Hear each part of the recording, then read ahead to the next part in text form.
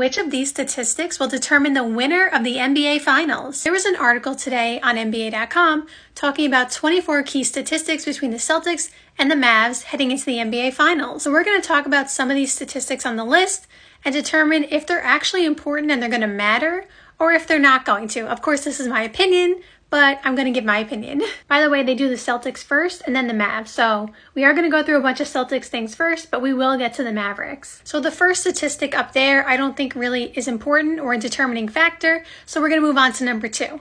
Number 2, they have outscored their opponents by 9.9 points per game from three-point range. Now this is important because if the Celtics are hitting threes, we know they take a ton of threes. So if they're taking such a large amount of threes and they're making them, this could determine the game because threes, of course, count more than twos. So I think this is a very important stat because they also have been missing Porzingis, who is a very good three-point shooter as well, and just spaces the floor even more. So the Mavericks are going to have to figure out how can they stop the Celtics from taking so many threes and then obviously making some, but at least from attempting all those, because if they can't attempt it, it can't go in. Number 3, I don't think is necessarily a determining factor, but it is obviously something amazing that Luka has done. So shout out to him because that's such an accomplishment. I just think, it's more of a individual accomplishment. That's not really those numbers obviously help his team win, but I don't think this is a statistic that we need to talk about. But anyway, moving on. Number 4 might be one of the most important statistics and maybe a determining factor in the NBA Finals because not only did we talk about in my last video how the Mavs are number 1 in closing, games because Kyrie and Luka are super good in the clutch. They hit the shots. But not only that, as you could see right here, they have come back on teams where they have trailed double digits, 17 points. And I know in the NBA nowadays, no lead is safe, but the fact that they are able to rally around and come back from behind all the time, or not all the time, but you know what I mean? Come back from behind enough times to win, that could be scary for the Celtics because we have seen the Celtics, when they get a lead, take their foot off the gas. And whether that's due to the other team playing harder in order to try to win the game because they're so far behind, or the Celtics just relaxing, whatever the reason is, the Mavs can do that to you. And once the Mavs get the lead, unlike other teams, they're not going to give it back. And you could see at the end, the Celtics are 10-0 in games that they've led by double digits. So it's going to be interesting to see which side of this statistic pans out in the finals. For number 5, I don't think that's really important. I honestly have been saying this probably this year and last year. I feel like home court advantage hasn't really mattered. Maybe I'm wrong, but I feel like it hasn't mattered as much lately in the playoffs. So I don't really think it's a determining factor. I think if you want to win a championship, you're going to have to win on the road eventually. So I don't think that really matters. Or not matters, but again, determining factor of the outcome of the finals. Number 6 and 7, don't think that's really a determining factor. We talked about their three-point shooting. I feel like it's kind of similar to one of the earlier stats, so we're going to ignore those. Number 8, however, maybe one of the most important statistics for the Celtics. The fact that Jaylen Brown, as you could see, his statistics are crazy good. The best among 16 players, at least 100 paint attempts. These numbers are great for anybody, but Jaylen Brown has been on fire this playoffs. And if Jaylen Brown continues to play the way he played in the Eastern Conference Finals, it might not be so great for the Mavericks because Jaylen Brown was just cooking everybody, and he looked so hungry, and I talked about it when I talked about the Celtics playing the Pacers in that game.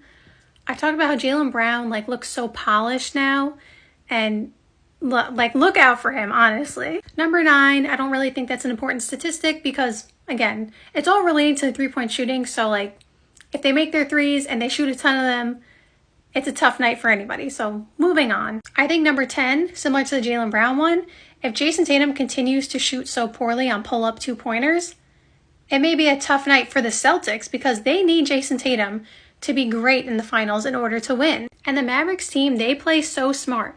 If Jason Tatum's going to take a pull-up two and it's not a good shot for whatever reason, the Mavs will capitalize on that. So I think Jason Tatum needs to be efficient, and obviously he knows that. So I'm just saying though, I feel like that is an important statistic because if that continues, it may be time for the Mavs to win. I think number 11 is also really important for Luka's sake because we know Luka loves to get to the free throw line, and he does it a lot. And by the Celtics being, only allowing 14.5 free throws per game, which would be the lowest free throw rate in NBA playoff history, that could make it tough on the Mavericks because although Luka gets his points everywhere, we know this, he doesn't rely on the free throw line, but that definitely enhances his game and it gets other players in foul trouble, and he gets a lot of points from the free throw line. So this will be interesting to see if the Celtics are able to defend Luka without fouling. Number 12, don't really think that's important.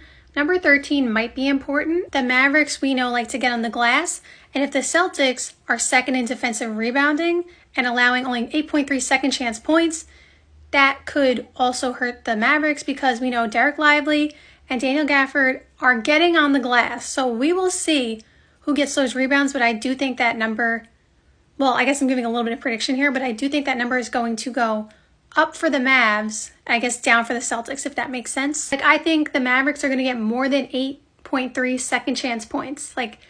They're just going to put pressure on the rim. They're going to figure it out.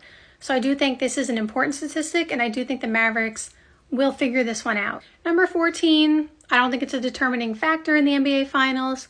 Number 15 could be a determining factor because I talked about this in the last video as well. PJ Washington and the corner, it's automatic.